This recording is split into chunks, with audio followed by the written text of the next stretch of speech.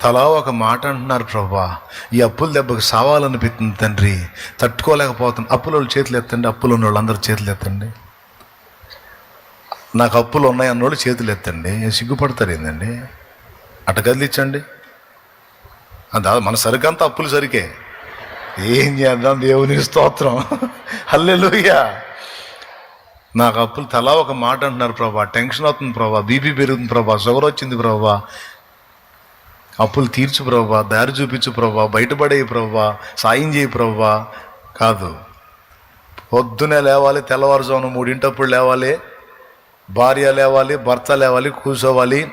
అప్పుల బంధకాలలో నుంచి మమ్మల్ని విడిపించినందుకు నీకు స్తోత్రం, స్తోత్రం, స్తోత్రం, స్తోత్రం, స్తోత్రం. అవి తీర్చబడినట్లు మా ఎడల అద్భుతాలు చేసినందుకు నీకు స్తోత్రం, స్తోత్రం, స్తోత్రం. రుణాలన్నీ కొట్టివేసినందుకు స్తోత్రం, స్తోత్రం, స్తోత్రం. నువ్వు చెయ్యి, నేను చెప్పినట్టు చెయ్యి. నువ్వు గుర్తుపెట్టుకుంటావా? తెల్లారేటప్పటికి నిద్రపోయి మర్చిపోతావా?